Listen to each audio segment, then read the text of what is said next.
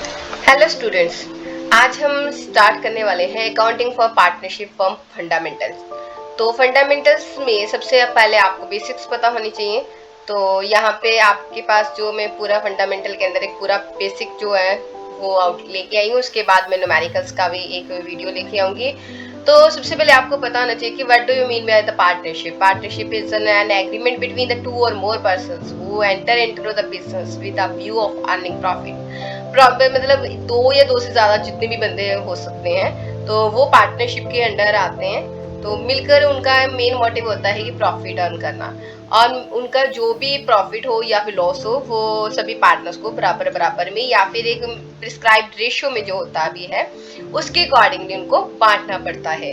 तो इसमें voluntary registration होती है, किसी को जबरदस्ती नहीं बोलते कि हाँ तो पार्टनरशिप में जाओ, तो अपनी मर्जी से वो पार्टनरशिप में एंटर करता है। कॉन्टिन्यूटी रहती है इसमें, अगर कोई एक आध पार्टनर छोड़ के भी चला जाता है तो बिजनेस पे इफेक्ट नहीं होता, वो आगे आगे कंटिन्यू रहता है। कॉन्ट्रैक्चुअल रिलेशनशिप में आ जाता है। कॉन्ट्रैक्चुअल रिलेशनशिप में क्या होता है कि उसमें एक कॉन्ट्रैक्ट होता है कि हाँ आप लोग बिना बताए, बिना किसी मतलब without intimation you can't break out the contract. तुम कॉन्ट्रैक्ट नहीं तोड़ सकते हो, पार्टनरशिप नहीं छोड़ सकते हो, किसी को ट्रांसफर नहीं कर सकते अपना शेयर। आपने म्यूचुअली एग्रीमेंट जो भी किया हुआ है उसके accordingly, norms and rules and regulations के अकॉर्डिंगली ही आपने एक्टिविटीज करनी है। तो यहाँ पे प्रॉफिट और लॉस जो भी है वो भी शेयर किए जाते हैं पार्टनर्स में, और लायबिलिटीज जो होती है वो अनलिमिटेड होती है। आगे मैं आपके पास ये स्लाइड है लिमिट्स ऑफ पार्टनरशिप, जिसमें number of partners, sharing of profit and losses मैंने बता चुकी हूँ। लीगल एंटिटी का यहाँ पे मतलब है कि ये कानूनी तौर पर रजिस्टर्ड होती है, इसकी पहचान होती है। तो ट्रांसफरेबिलिटी ऑफ शेयर, ऐसे आप कभी भी किसी को शेयर ट्रांसफर नहीं कर सकते। You have to take the consent from the all the partners. आपको कंसेंट लेना पड़ेगा कि हाँ अभी मैं चेंज कर रहा हूँ, मैं ट्रांसफर कर रहा हूँ। तो जो रूल्स और रेगुलेशन होते हैं उसके अकॉर्डिंगली आप ट्रांसफर कर सकते हो। उसके बाद पार्टनरशिप डीड है। डीड का मतलब क्या आता है? It's agreement. पार्टनरशिप डीड में क्या है? It's return agreement. वैसे तो एग्रीमेंट ओरल और रिटर्न दोनों होते हैं, लेकिन रिटर्न एग्रीमेंट को ज्यादा प्रेफरेंस दिया जाता है because it is assumed as ना प्रॉफिट, मतलब एक रीजन हो जाता है कि आपको अगर कोई डिस्प्यूट होता है तो it can be shown as an proof. तो यहाँ पे इस प्रूफ शो कर सकते हो कि हाँ भी everything is to be written and you have signed it. तो वो भी जो एग्रीमेंट्स होते हैं वो साइंड होते हैं। रूल्स और रेगुलेशंस उसमें सारा कुछ लिखा था, name of firm, partners, address, place, capital कितनी इन्वेस्ट कर रहे हैं, कितना टाइम के लिए आपकी पार्टनरशिप रहेगी, प्रॉफिट एंड लॉस कैसे रेशो कैसे बांटना है, कैसे आप विड्रॉ कर सकते हो, इंटरेस्ट ऑन कैपिटल मिलेगा, क्या ड्यूटीज है, क्या लायबिलिटीज है, ये सारा कुछ उसमें मेंशन होता है और फिर पार्टनर्स उसको साइन करते हैं। तो ये तो सब कुछ होता है कि पार्टनरशिप डीड जो एग्रीमेंट में दिया है वो सब कुछ होना है।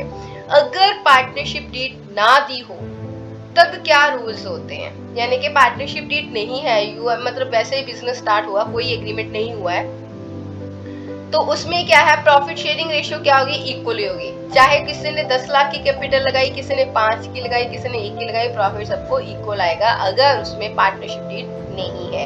इंटरेस्ट ऑन कैपिटल कोई नहीं मिलेगा। सैलरी और कमीशन किसी पार्टनर को नहीं मिलेगी। इंटरेस्ट ऑन, अगर इंटरेस्ट ऑन कैपिटल प्रोवाइड नहीं कर रही है कंपनी तो वो चार्ज भी नहीं करेगी इंटरेस्ट ऑन ड्राइंग के ऊपर। बस लोन की जो है, अगर इंटरेस्ट ऑन लोन है टू द फर्म तो वो 6% पर एनम ही होगा।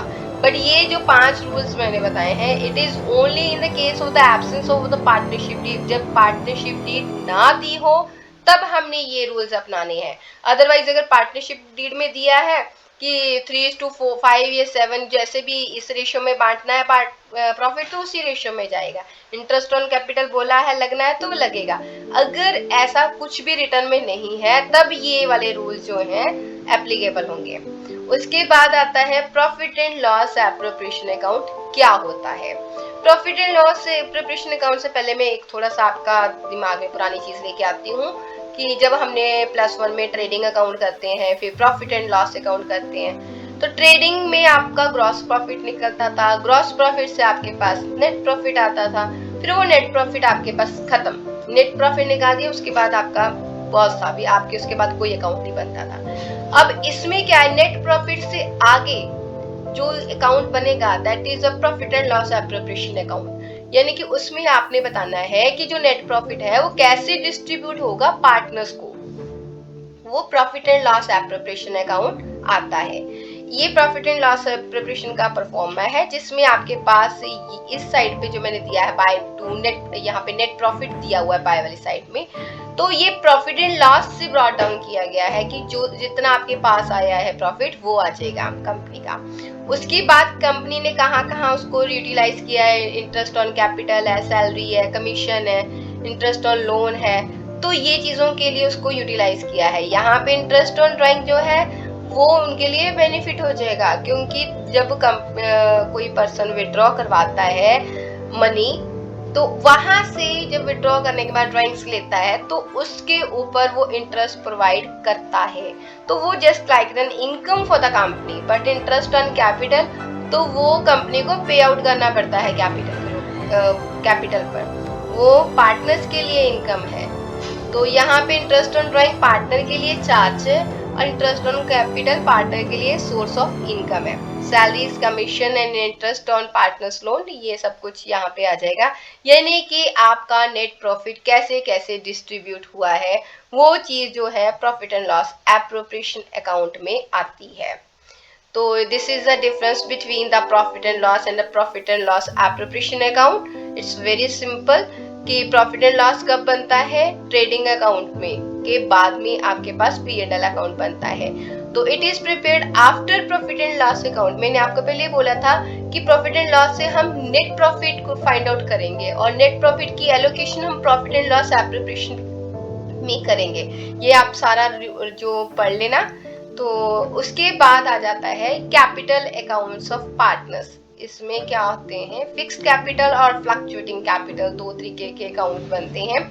तो सबसे पहले हम चलते हैं फ्लक्चुएटिंग कैपिटल अकाउंट के ऊपर। फ्लक्चुएटिंग कैपिटल अकाउंट में जैसे कि इसमें आपके पास बताया होता है कि जो भी कैपिटल्स हैं पार्टनर्स की वो चेंज होती रहती है टाइम टू टाइम पे।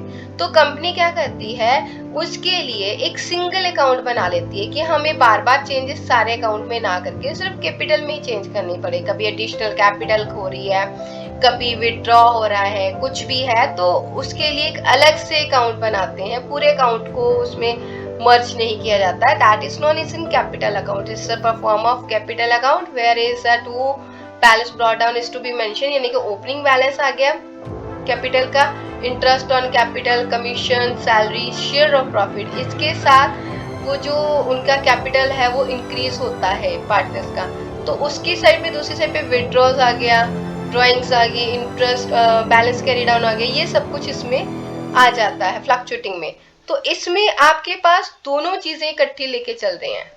दोबारा देखिए, single account under the name of capital which is show the necessary information about the different transaction related to the capital account, mostly the credited amount of the capital invested by the partners in the initial time of the business।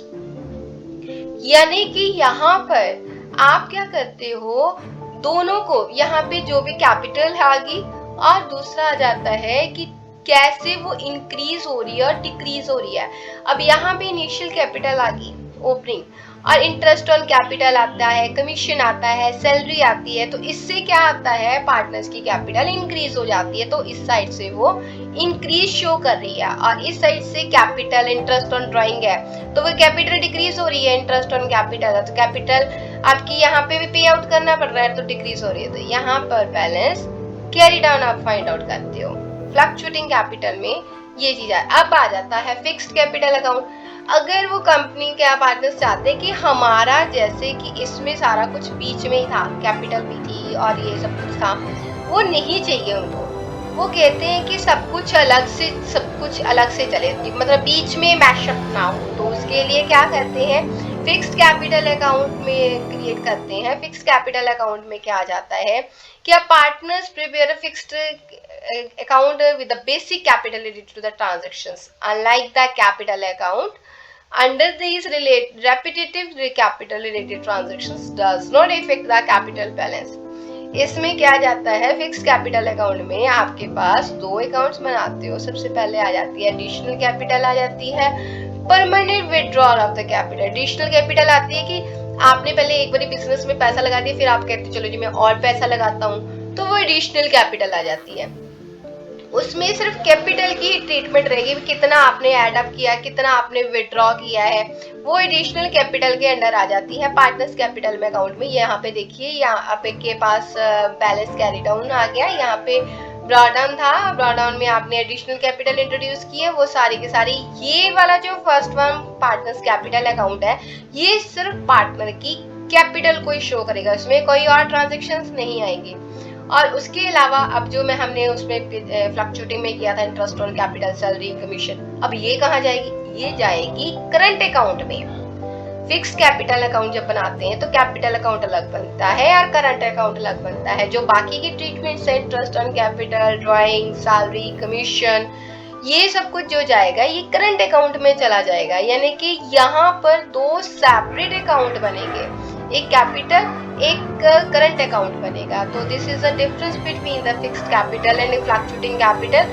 Fixed capital account में आपके पास दो part account बनेंगे, एक capital और current. Fluctuating में दोनों का mixture होगा, यानी कि इसमें कैपिटल और करंट दोनों की ट्रांजैक्शन बीच में ही रहती हैं, कोई अलग से आप उसको शो नहीं करते हो। ये बाकी की डिफरेंस पढ़ लेना।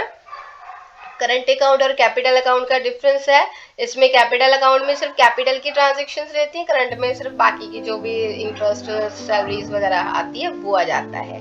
नेक्स्ट आता है interest on capital. As usual मैंने आपको बताया है कि अगर पार्टनरशिप डीड नहीं है तो कोई इंटरेस्ट ऑन कैपिटल नहीं मिलेगा, ना ड्राइंग चार्ज होती है।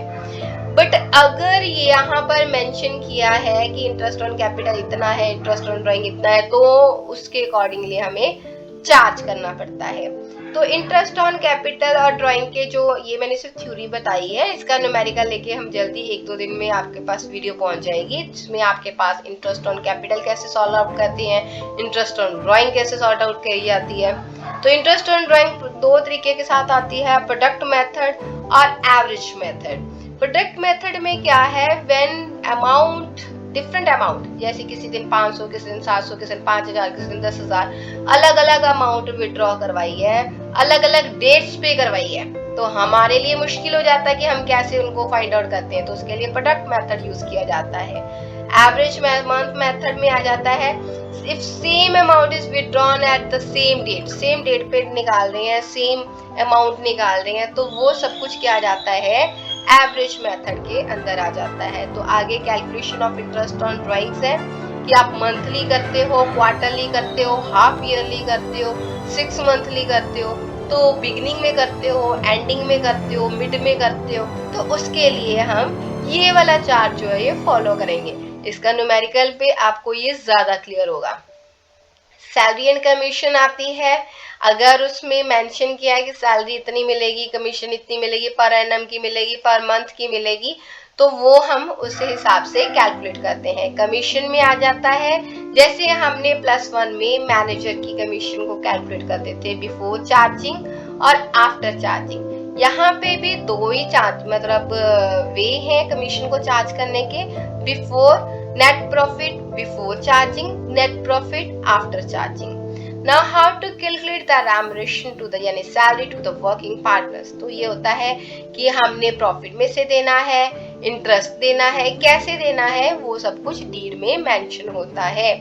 ये इंटरेस्ट ऑन पार्टनर्स लोन की है, अगर डीड दिया है तो डीड में जितना परसेंटेज दिया है वो लेना है, नहीं दिया है in the case of the absence of the partnership deed only 6% per annum interest will be provided on a partner's loan. तो this one is the transactions for this interest on loan.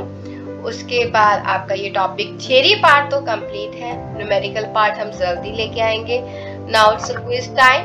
तो there is some slides of the question, you will be sort out it, answer लिखो, और उसके बाद ये आपके जो questions हैं इनके आंसर्स मैंने दिए भी हुए हैं। आंसर्स कॉपी मत करना, सबसे पहले आप सॉल्व करना और मुझे कमेंट बॉक्स में बताना कि तुम्हारे कितने क्वेश्चन अपनी आप सही हुए, ऑनेस्टली टेस्ट करना। उसके बाद मैंने कुछ क्वेश्चन दिए हैं कि एग्जांपल्स दिए कि पेपर में किस तरीके के साथ से क्वेश्चन पूछे जाते हैं। ये क्वेश्चन 1 मार्क्स में आते हैं, ये चाहे ब्लैंक्स में आ जाए, चाहे ट्रू फॉल्स में आ जाए, चाहे MCQ में आ जाते हैं, उस हिसाब से ये आ जाते हैं। आगे आपके पास होम असाइनमेंट है, इसको जरूर सॉर्ट आउट करना। अगर कोई डाउट हो तो जरूर पूछना। और अगली वीडियो में मैं न्यूमेरिकल्स लेके आऊंगी कि इंटरेस्ट ऑन कैपिटल कैसे सॉर्ट आउट करते हैं। थैंक यू बेटा। मुझे लग रहा है कि आपको ये थ्योरी पार्ट तो कंप्लीट हो गया होगा। जल्दी ही न्यूमेरिकल पार्ट्स लेके हम पहुंचते हैं। Till then take care and enjoy your vacations.